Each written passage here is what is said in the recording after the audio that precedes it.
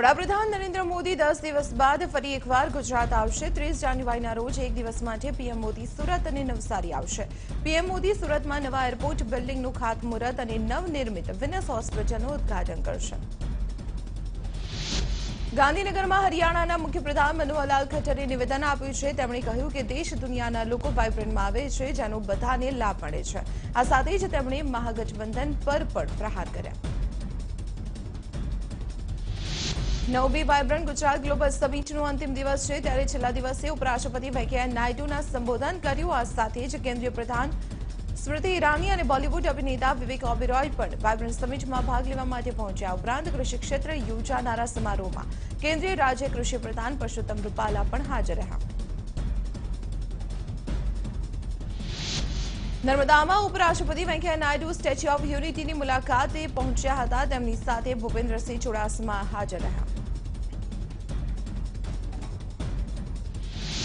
ગાંધીનગરમાં સીએમ રૂપાણીએ સંબોધન કર્યું। તેમણે કહ્યું કે ગુજરાત વર્ષોથી ટેક્સટાઇલ સાથે જોડાયેલું છે। 2003થી શરૂ થયેલ વાઇબ્રન્ટ પછી ગુજરાત ગ્રોથ એન્જિન બન્યું છે।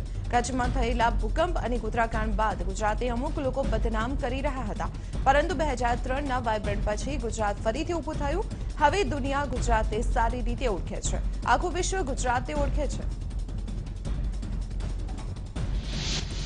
ગાંધીનગરમાં વાઇબ્રન્ટ સમિટમાં પરસોત્તમ રૂપાલાએ સંબોધન કર્યું। તેમણે કહ્યું કે ટેકનોલોજી અને વિજ્ઞાનના પ્રયોગ સિવાય ખેતીને ટકાવી રાખવી અઘરી છે। આપણી પાસે પાણી છે નહીં, તેથી પાણીનો બચાવ કરવો જોઈએ। ખેતીની સાથે એલાઇડ સેક્ટરને પણ મજબૂત કરવા પડશે। નાબાર્ડ અને ગુજરાત સરકાર વચ્ચે 31,800 કરોડના એમઓયુ થયા છે। ગાંધીનગરમાં વાઇબ્રન્ટ સમિટમાં કૃષિ પ્રધાન આરસી ફળદુએ કોંગ્રેસ પર પ્રહાર કર્યા। તેમણે કહ્યું કે અગાઉની સરકારે ખેડૂતો પર ધ્યાન નથી આપ્યું। ભાજપ સરકાર આવ્યા બાદ ખેડૂતલક્ષી કાર્યો કરવામાં આવ્યા। 2 દાયકાથી ગુજરાતમાં ખેત ઉત્પાદન વધ્યું છે। સરકારે ખેડૂતોને આપેલા પ્રોત્સાહનથી ખેત ઉત્પાદન વધ્યું। ભાજપ સરકારે નર્મદા યોજના પણ પૂર્ણ કરી। ગાંધીનગરમાં વાઇબ્રન્ટ સમિટમાં કાપડ પ્રધાન સ્મૃતિ ઈરાનીએ સંબોધન કર્યું અને તેમણે કહ્યું કે રાજ્યમાં 17 ટેક્સટાઇલ પાર્કને મંજૂરી આપવામાં આવી છે, જેના માટે ₹5,674 કરોડની ફાળવણી કરવામાં આવી છે। અત્યાર સુધીમાં 5 ટેક્સટાઇલ પાર્ક તૈયાર કરાયા। દિલ્હીમાં વધી રહેલા પ્રદૂષણને લઈને ભાજપના સાંસદ પ્રભાતસિંહ ચૌહાણે સંસદ ભવનનું સ્થળ બદલવાની સલાહ આપી હતી। ત્યારે પ્રદેશ કોંગ્રેસ પ્રભારી રાજીવ સાતવે કેન્દ્ર સરકાર પર નિશાન સાધ્યું। રાજીવ સાતવે કહ્યું કે અટલ બિહારી વાજપેયીના સમયથી આ માંગ ચાલી રહી છે। આ સાથે જ કહ્યું કે છેલ્લા 4.5 વર્ષમાં દેશભરમાં પ્રદૂષણ વધ્યું છે। રામ મંદિર મુદ્દે વીએચપીના આલોક કુમારે આપેલા નિવેદનને લઈને રાજીવ સાતવે સવાલ ઉઠાવ્યા। રાજીવ સાતવે કહ્યું કે ચૂંટણી આવે ત્યારે જ રામ મંદિર મુદ્દે ચર્ચા થાય છે, પછી ચૂંટણી પછી ભૂલી જવાય છે। વિશ્વ હિન્દુ પરિષદના આલોક કુમારે કહ્યું હતું કે જો કોંગ્રેસ ચૂંટણી ઢંઢેરામાં રામ મંદિરનો મુદ્દો સામેલ કરશે તો તેઓ સમર્થન પર વિચાર કરશે। લોકસભાની ચૂંટણીમાં ઉમેદવારો અંગે કોંગ્રેસે મંથન શરૂ કરી દીધું છે। અમદાવાદ સ્થિત કોંગ્રેસ ભવનમાં ગુજરાત કોંગ્રેસના નેતાઓની બેઠક મળી। ગુજરાત કોંગ્રેસના પ્રભારી રાજીવ સાતવની અધ્યક્ષતામાં મળેલી બેઠકમાં વિરોધ પક્ષના નેતા પરેશ ધાનાણી અને પ્રદેશ પ્રમુખ અમિત ચાવડા ઉપસ્થિત રહ્યા।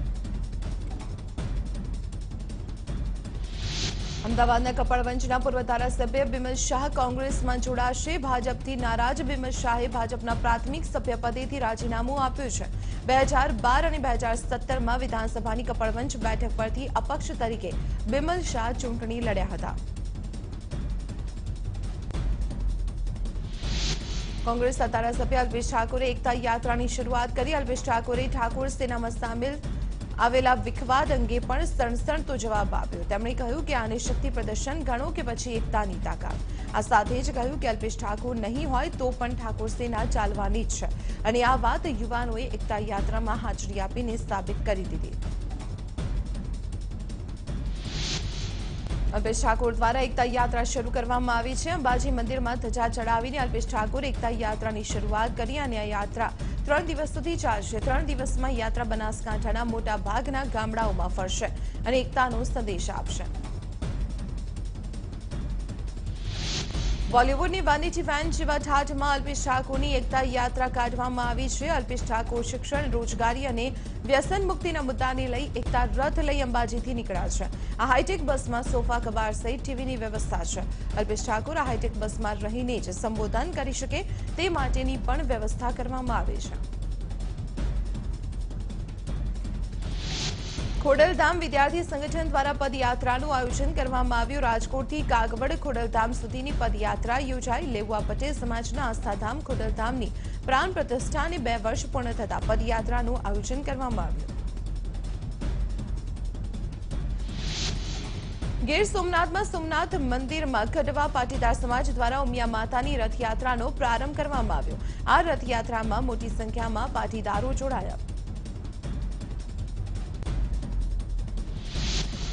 રાજકોટમાં જિલ્લા સહકારી સંઘની ચૂંટણીનું આયોજન કરવામાં આવ્યું, જેમાં રાજકોટ સિવાયની તમામ 11 બેઠકો પર બિનહરીફ વિજેતા જાહેર કરવામાં આવ્યા। રાજકોટ બેઠક પર ભાજપના મહામંત્રી ભાનુ મહેતા અને સહકારી ક્ષેત્રના આગેવાન વિજય કોરાટ સામસામે આવ્યા। આ ચૂંટણીમાં 127 મતદારો દ્વારા મતદાન કરવામાં આવ્યું। નવસારીમાં 15 ગામમાં ગ્રામ પંચાયતમાં સરપંચની વરણી માટે પેટા ચૂંટણીનું આયોજન કરવામાં આવ્યું। મોટી સંખ્યામાં મતદાતાઓ મતદાન કરવા માટે ઉમટી પડ્યા, ત્યારે જિલ્લાના કેટલાક ગામોમાં રાજકીય પક્ષો વચ્ચે રસાકસીનો જંગ જામ્યો, જેમાં ગામના વિકાસ મુદ્દે રાજકીય પક્ષો મેદાનમાં ઉતર્યા।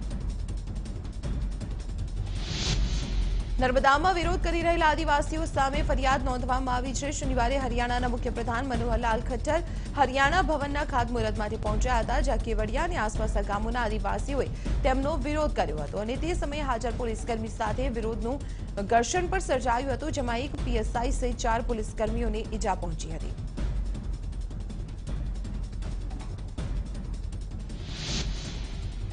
બનાસકાંઠામાં લાખણી બસ સ્ટેશનના ખાતમુહૂર્તમાં દિયોદરના ધારાસભ્ય શિવા ભુરિયાનું નામ ગાયબ છે। સરકારી કાર્યક્રમમાં સ્થાનિક ધારાસભ્યનું નામ ન આવતા વિવાદ સર્જાયો।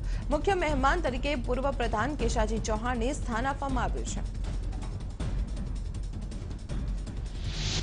જામનગરના આરટીઆઈ એક્ટિવિસ્ટ કિશોર નથવાણીએ પવિત્ર યાત્રાધામ વિકાસ બોર્ડ પર ભ્રષ્ટાચારનો આક્ષેપ કર્યો, જેથી ગુજરાત તકેદારી આયોગે 23 જાન્યુઆરી સુધી નથવાણીને ભ્રષ્ટાચારના પુરાવા રજૂ કરવાનો સમય આપ્યો છે। છોટાઉદેપુરના પાંધરવાટ ગામમાં ખેડૂત દંપતીએ આત્મહત્યા કરી છે। ઘરના આંગણામાં ખેતરમાં નાખવાની દવા પીને દંપતીએ આપઘાત કર્યો। મૃતદેહ પાસેથી સુસાઇડ નોટ પણ મળી આવી, જોકે મૃતદેહ પાસેથી મળેલી સુસાઇડ નોટનું લખાણ ન ઉકેલી શકાતા ચોક્કસ કારણ જાણવા નથી મળ્યું। આ ઘટનાની જાણ થતાં જ પોલીસે ઘટના સ્થળે પહોંચી તપાસ હાથ ધરી। ભરૂચના અંકલેશ્વરના મીરાનગરમાં પુત્રએ માતાની હત્યા કરી દેતા ચકચાર મચી ગયો। માતાએ ઘર ખર્ચ માટે પુત્ર પાસે રૂપિયા માંગ્યા હતા, જેથી આવેશમાં આવીને પુત્રએ માતાને ચપ્પાના ઘા ઝીકીને મોતે ઘાટ ઉતારી દીધી। હાલ પોલીસે વધુ તપાસ હાથ ધરી છે। અમદાવાદના વિરાજનગરમાં લારીવાળાઓએ પોલીસ ઉપર હુમલો કર્યો, જેનો એક વિડીયો સામે આવ્યો છે। વિડીયોમાં એક પોલીસકર્મી વાનમાં હોય છે, ત્યારે કેટલીક મહિલાઓ તેની સાથે ઝઘડે છે। બોલાચાલી દરમિયાન એક મહિલા આવે છે અને વાનમાં બેઠેલા પોલીસકર્મીને ચપ્પલ વડે માર મારે છે। રાજકોટમાં પાટીદાર અનામત આંદોલનના કન્વીનર સુનિલ ખોખરિયા હવામાં ફાયરિંગ કરતો હોવાનો વિડીયો વાયરલ થયો। વિડીયો પાસ જસદણના કન્વીનરનો છે, જેઓ લગ્ન પ્રસંગમાં હવામાં 2 રાઉન્ડ ફાયરિંગ કરવામાં આવ્યું હતું। ભાવનગરમાં કાળિયાબેડના ભગવતી સર્કલ પાસે 2 યુવકો પર જીવલેણ હુમલો થયો, જેમાં એક યુવકનું ઘટના સ્થળે જ મોત થઈ ગયું, જ્યારે અન્ય એક યુવક ઇજાગ્રસ્ત થયો। 2 યુવકો પર 5 અજાણ્યા શખ્સોએ તીક્ષ્ણ હથિયાર વડે હુમલો કર્યો। ઘટનાના પગલે પોલીસના ઉચ્ચ અધિકારીઓ ઘટના સ્થળે દોડી આવ્યા અને ઘટનામાં વપરાયેલા હથિયારો કબજે કરીને આગળની તપાસ હાથ ધરી। મોરબીમાં ચાલુ બાઇકે હાર્ટ એટેક આવતા એક આધેડનું મૃત્યુ થઈ ગયું। હાર્ટ એટેક આવતા આધેડ બાઇક પરથી પટકાયા। મોતની સમગ્ર ઘટના સીસીટીવી કેમેરામાં કેદ થઈ ગઈ।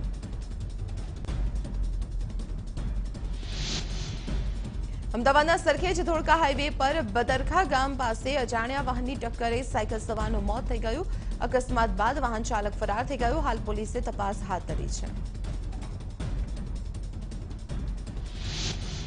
વડોદરામાં આરાધના ટોકીઝ પાસે ડમ્પર અને કાર વચ્ચે અકસ્માત સર્જાયો। અકસ્માતમાં એક મહિલાનું મોત થઈ ગયું, જ્યારે કારમાં સવાર 4 લોકો ગંભીર રીતે ઇજાગ્રસ્ત થયા।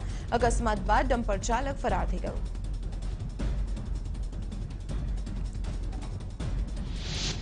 અમરેલીમાં ભાવનગર સોમનાથ નેશનલ હાઈવે પર ટ્રક ફસાતા ટ્રાફિક જામના દ્રશ્યો સર્જાયા। રાજુલાના હિંડોરના પુલ નજીક ડાયવર્ઝનમાં ટ્રક ફસાવાને કારણે ટ્રાફિક જામ સર્જાયો।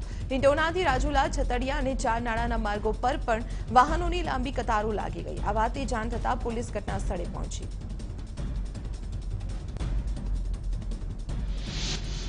કચ્છના ધોરડોના રણોત્સવના ટેન્ટ સિટીમાં લાગેલી આગ પર કાબુ મેળવી લેવાયો છે। જો કે આ ઘટનામાં 7 જેટલા ટેન્ટ બળીને ખાખ થઈ ગયા। તો ફાયર સેફટીની સુવિધાને લઈને અને પ્રવાસીઓની સુરક્ષાને લઈને પણ સવાલ ઉઠ્યા। જો કે આગ લાગવાનું કારણ અકબંધ છે।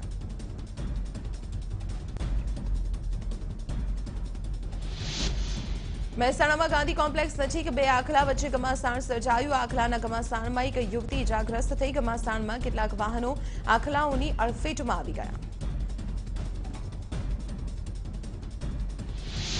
ગાંધીનગરમાં હેલીપેડ ગ્રાઉન્ડમાં યોજાયેલા ગ્લોબલ ટ્રેડ શોને જાહેર જનતા માટે ખુલ્લો મૂકવામાં આવ્યો છે। ગ્લોબલ ટ્રેડ શોમાં લોકો 22 જાન્યુઆરી સુધી મુલાકાત લઈ શકશે, જેમાં સવારે 10 થી સાંજના 6 વાગ્યા સુધી વિનામૂલ્યે પ્રવેશ આપવામાં આવશે। મહત્વનું છે કે ગ્લોબલ ટ્રેડ શોમાં 16 વિષયોને લગતા વિવિધ પેવેલિયન પણ બનાવવામાં આવ્યા છે।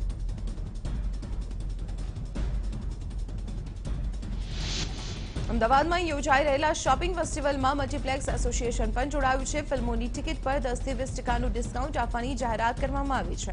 મૂવી જોનાર લોકોને 27 જાન્યુઆરી સુધી ડિસ્કાઉન્ટનો લાભ મળશે। ત્યારે મલ્ટીપ્લેક્સ એસોસિએશનના આ નિર્ણયની માહિતી મ્યુનિસિપલ કમિશનર વિજય નહેરાએ ટ્વીટ કરીને આપી હતી। સાબરમતી રિવરફ્રન્ટ ખાતે શોપિંગ ફેસ્ટિવલ રાખવામાં આવ્યો છે અને આ સાથે શહેરના 15,000 વેપારીઓએ રજીસ્ટ્રેશન પણ કર્યું।